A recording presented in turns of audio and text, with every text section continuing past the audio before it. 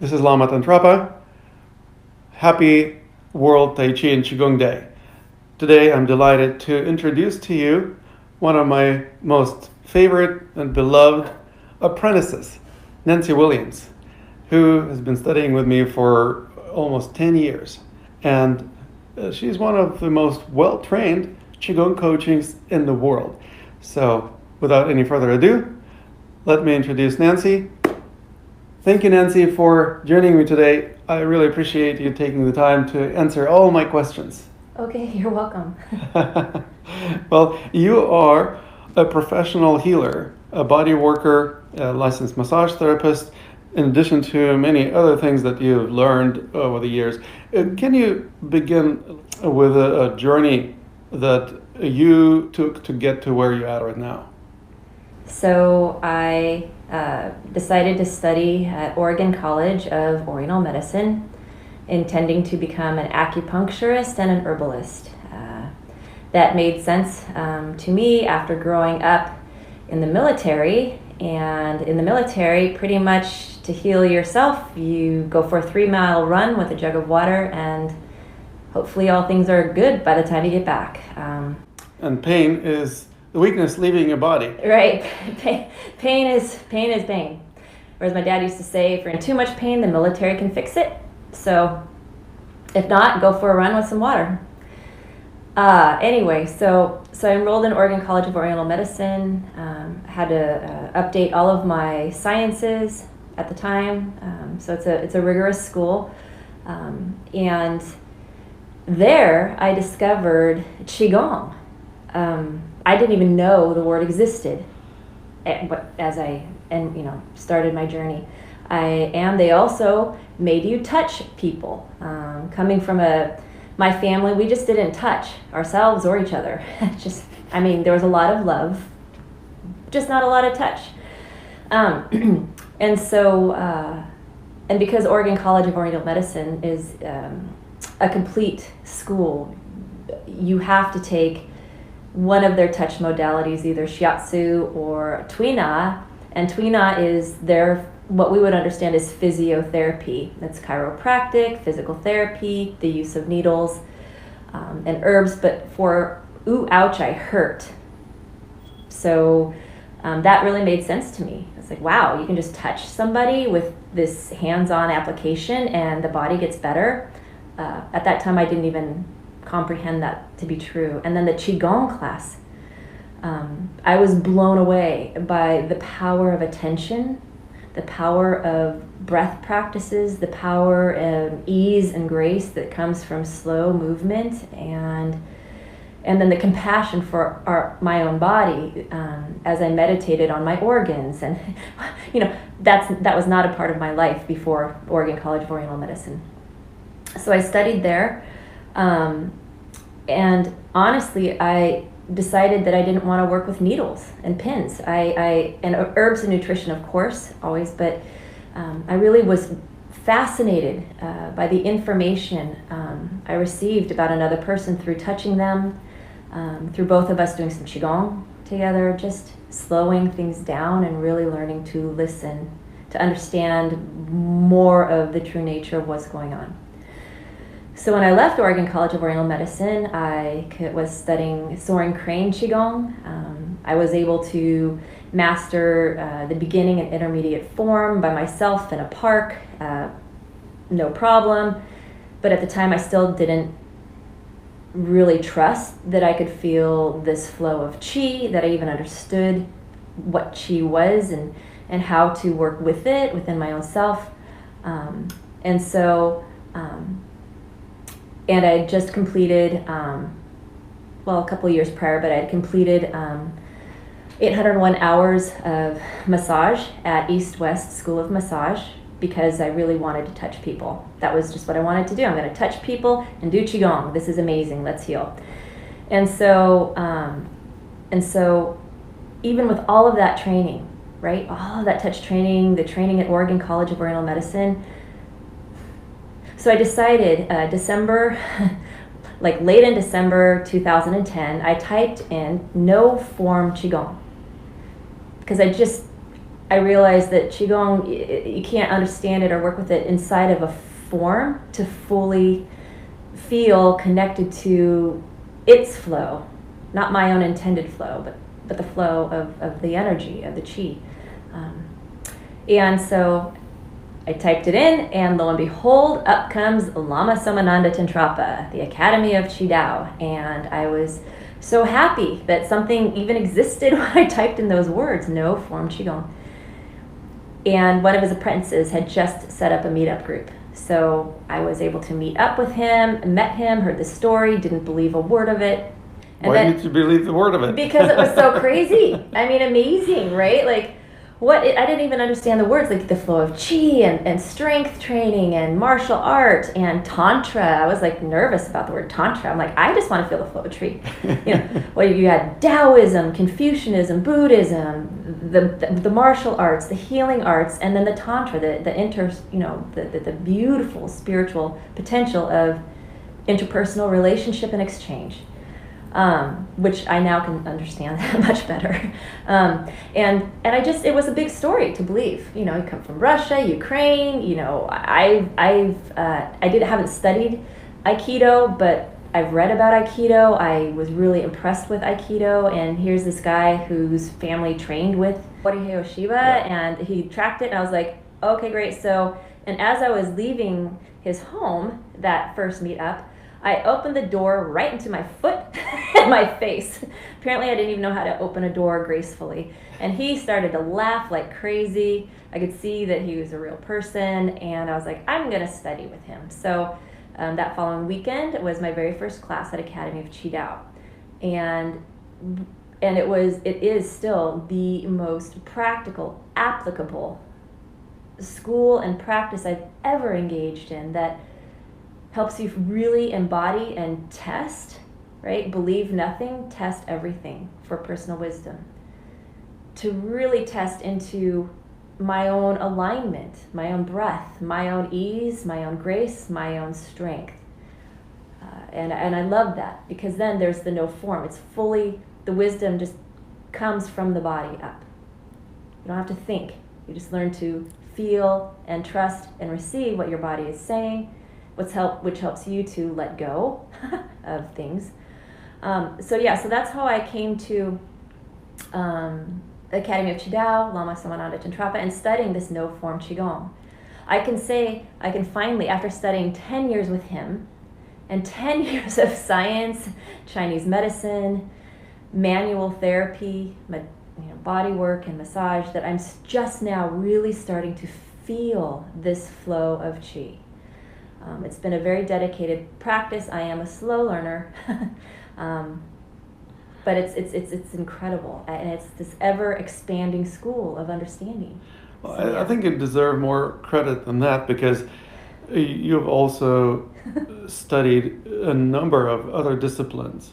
Yes, I have. And with each of them, you dove deeper into both healing potential of a human body, as well as understanding of the mind and personal development and spirituality. So you integrated into your own signature system of healing that you offer to your clients. Now, some of them learn how to heal themselves, and it seems like that would be an excellent way to work with people. Just teach them how to heal themselves, so you don't have to constantly try to fix them. Mm-hmm. How would you describe your way of applying what you know now to working with your clients and patients? Well, pretty much like you said, my clients learn to heal themselves, right? Through their own understanding of their manifestation of their mental and physical pain patterns. Some might even say the postural, which you will learn in the Academy of Qi Dao, some 6 basic holding patterns that accompany the mind, right, the body, the emotions, even their own chakra or center. And you can just test to see which one you're using the most, which one you get stuck in, and how to release it themselves, along with Qigong coaching, and manual therapy. So yeah, people get to learn to heal themselves through their own understanding of their pain patterns.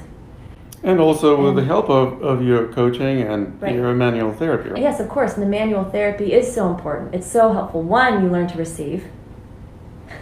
Two, it's helpful. As the Lama says, the magic of touch.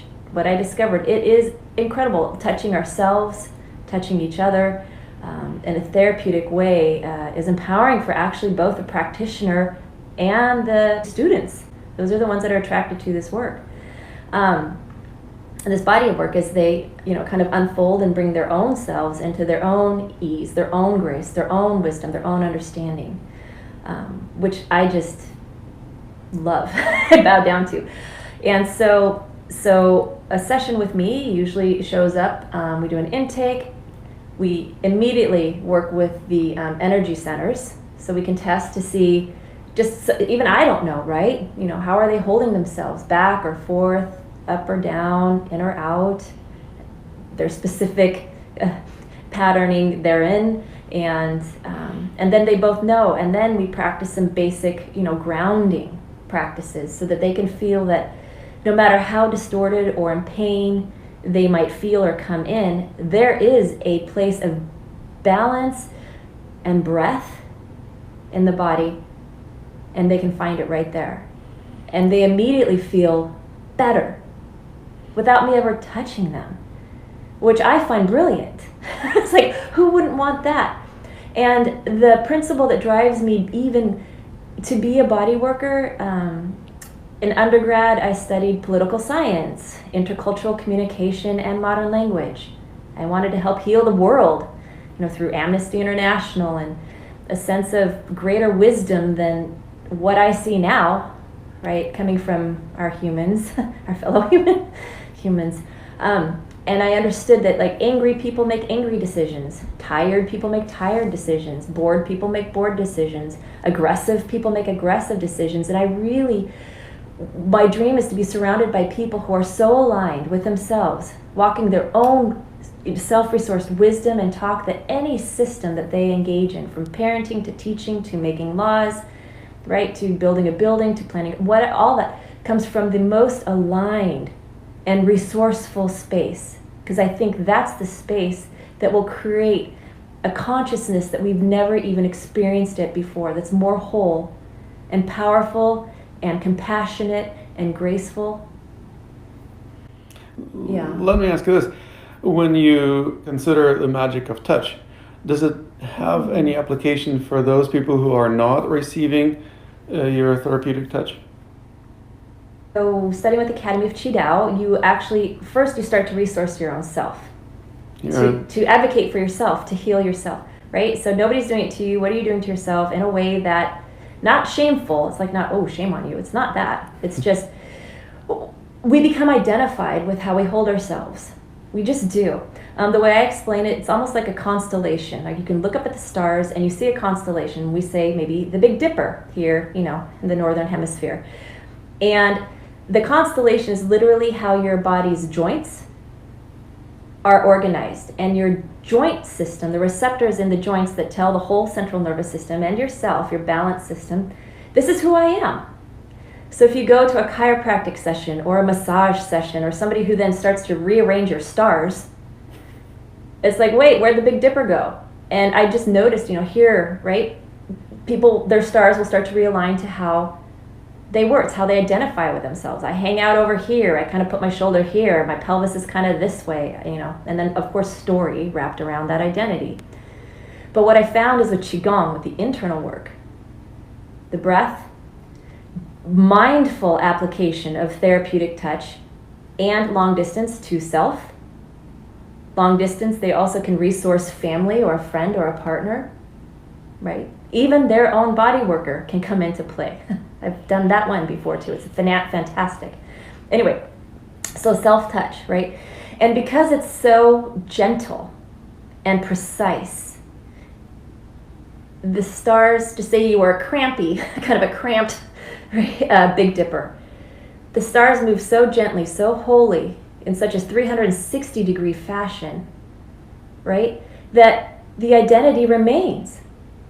You are still that big, beautiful Big Dipper. You just happen to be that inside of a human body. So you have other systems. But according to the joint system, this has been the most profound way. So when I work with people, I don't watch them collapse back into their old pattern. That's beautiful. Yeah. And I would imagine that when people experience your coaching, they also go through some transformation, so they don't stay with the old identity. They actually discover a new identity of who they would need to be in order to really live the dream that they deserve to live. Correct. A lot of my people, because I am a manual therapist, a massage therapist and body worker, most of the people who come to me are in pain. They come to me with an ooh, ouch, I hurt. Some people, yes, come in with a coaching and they're really, we do the lifestyle chart to see, hey, where in your life could you need more attention to balance your wheel out, so to speak. The dream of most of my clients are, I hurt, or I can't connect to, or I'm a holistic pelvic care. Parts of me feel like they're falling out of me, or my body is changing shape, right? Sometimes thyroids get really big. Sometimes hearts people have to start, patterns of organ distress, right? And so that's what they're coming in for that coaching. And what is fantastic is they understand, say, their holding pattern, right? And they understand, so their constellation and where they're at. As they do the practices, what seems to also magically occur is their consciousness, their stories, their role shifts, expands, broadens. So it's almost, the way I see it is, a lot of times we say it's like psychosomatic, right? So we know that we can use our mind to calm our body, use our mind to help us get present, use our mind to say, we're going to pay some attention here and breathe and notice some of those changes, right? Well, as your body shifts, so does the mind. So I tease Lama, I say soma psychotic, but who really wants to say psychotic? But literally, it's of the body back to the mind. Most of us in America, and my clients, are stuck in our heads and we're stuck in our hearts. We're forward head, we're passionate, we're creative. We also tend to, especially with the pandemic now, hold down, kind of like and out, waiting for, things to change, which causes, distress to the body. So what's fascinating is as the body shifts slowly, gracefully, gently, realigning oneself with the body as the guide, it's magic. It's like going against gravity in a sense. Like instead of going into entropy, which people call old age, really it's just a pattern over time. I have my clients, some of them are almost 90 years old and they're still playing golf, they're still hiking, they're still traveling the world, they're still totally cognizant. Okay? So, as you understand your holding pattern and you use the body as the guide, right? You actually realign, you have this gorgeous strength, this gorgeous stability, and then the mind, because the mind is part of the body, they are associated. The mind changes too. And then the stories that my clients came in with originally, they change. Some blossom into, I don't like my work, to, oh my gosh, I'm seeing a whole new way to be in my essential work that's enlivening. But they were so cramped and tired that they couldn't even get there, right? Or parents, grandparents, shifting their role, shifting their understanding, shifting their capacity to be in, parenting and grandparenting roles. My teachers, oh my gosh, the poor teachers, they're so overwhelmed, right? And then they can expand into their ease and their grace within their day with the kids. And some choose to stop being teachers and some choose to really remain, but now they're energized, engaged, and fully committed. Right, so it's amazing. So the mind changes.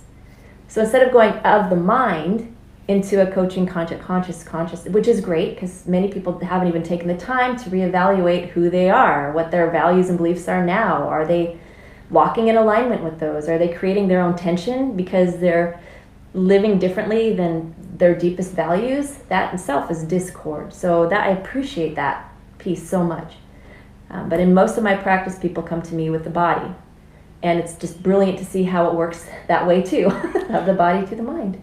So there are some mind-body practices there are some body-mind practices. Yeah. Depending on which aspect of this system you begin with, you will still end up working with the whole system. Right. It's just the entry point is different. Exactly.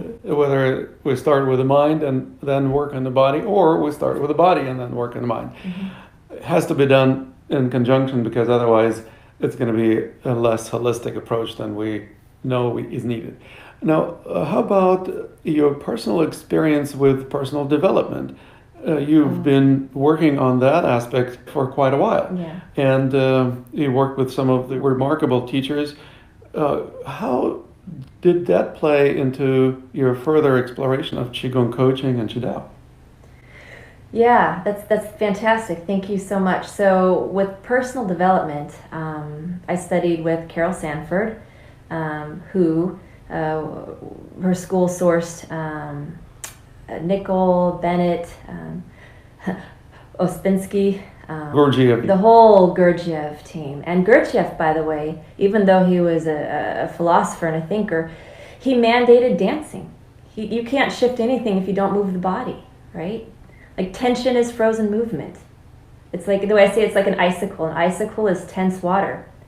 As the sunlight or heat comes, those electrons start moving, and then all of a sudden you start getting flow and dripping, right? Just so tension in a holding pattern is you're just stuck in a whole range of motion, and including a whole range of consciousness. You're stuck in a piece. And so with personal development, so if we're stuck, just say, and with personal development I studied, it was actually a group of people working together on systems development, literally, and seeing the world kind of like the Russian stacking doll as nested systems. And how do you then honor who you are? How do you know who you are? What can you bring if you decide to engage with a system, to shift it, to change it, to heal it, to expand it, or even just to take part in it because you're curious? And how to make sure it's such an aligned and harmonious interaction that which you hope to occur does, and you'll probably be surprised about how much more will also occur that will surprise you. It's like, wow, as you see how much really is connected with each other. So personal development, and then I've been working with the body, right? And then the Qigong. So the body is a nested system, absolutely. And so, like with studying fascial counterstrain, I understood, oh my gosh, like there is literally the chi, the flow, the direction, entire life of the arteries. They happen to be put next to the veins, and the veins have their own chi, their own flow, their own life, their own receptors that make sense. And then you have the skeletal system, same thing. And then you have each organ, right? So it's like we are a unified whole of nested systems, all working together through this flow of chi, which does include the hormones and all of that, right? So as within, so without. So practicing how to engage in this life as a massage therapist, as a voter, as a family member, right? As a citizen, as a group of peers in the healthcare field, how to engage in the system in a way that shifts the system, knowing based on the personal development and the Qigong that I also have to understand it within. And so the more aligned I become, like healing the wounded healer, so to speak, right? The more aligned I become, the more aligned I can feel the actual flow of Qi. And the more refined my effect, if I decide to give voice to something or physically show up for something, an event, right, or system through voting or understanding, is more effective and graceful. I can feel the flow. And I can feel the flow enough to say, don't enter yet. Not quite yet. Right? So it's also about when to not move.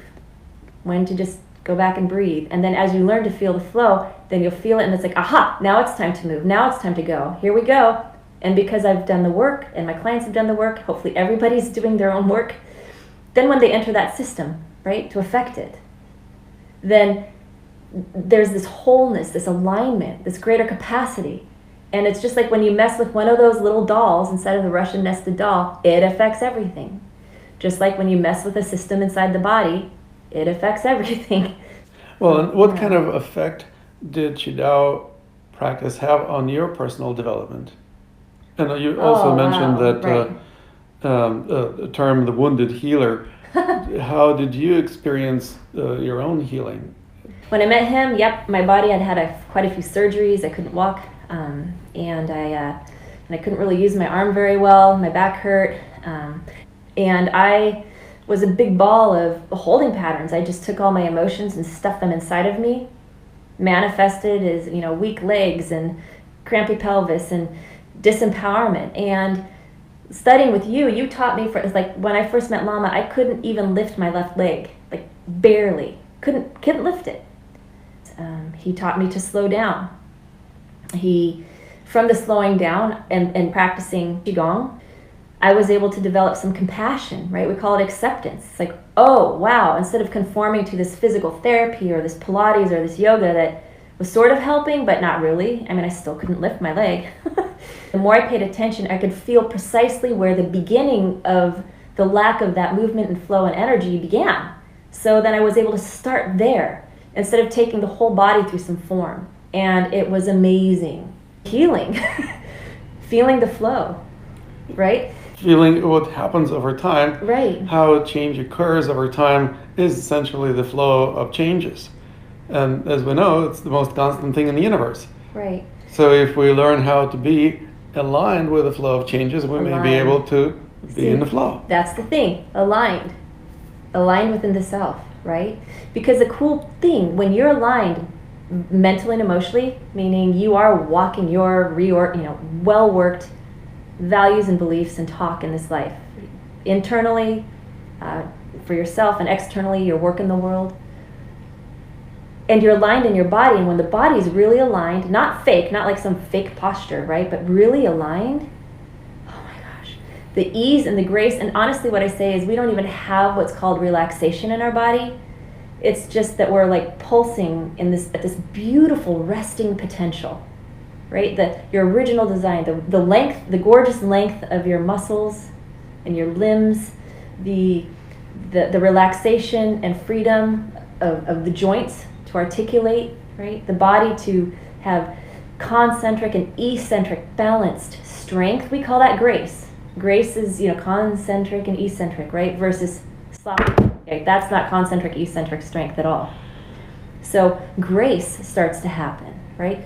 And from there, so what's wild is this alignment allows you to see and perceive and receive, actually, to perceive and to receive massive amounts of information, to be calm, you're not projecting, so to see clearly what's going on around you and within you. And then from there, you've learned to respond versus react. Like I've now learned to respond to my sister and not react to her. And my leg is doing great. I can do just about anything with my leg now, my left leg. My psychology, my body is soft. The love that I feel for her, and her for me, by the way, she didn't have to do anything. She's still who she is. And our relationship is like 80% better, which is amazing, from 0% okay 10 years ago. No kidding. 80% better. The flow of love is there again. And it's just like the greatest gift on the planet, actually. So. Marvelous. Well, to wrap up our interview today, let me ask you how our viewers would be able to find out more about your work and perhaps connect with you so that they would be able to receive your professional services, be that Qigong coaching or therapeutic bodywork. I'm Nanci Williams with an I. My business is called Remember Massage. So the opposite of to forget, right? Remember Massage. You'll find me remembermassage.com. You'll also see links to Academy of Qidao on that site as well. Yeah, that's the best way to reach me. I mean, you can always text me or call me, 503-939-9123. I'm fairly low tech. But that's the best way to reach me. Yeah, for the Qigong. If you're curious about Qigong, awareness, time, touch, and attention heals everything. Namaste.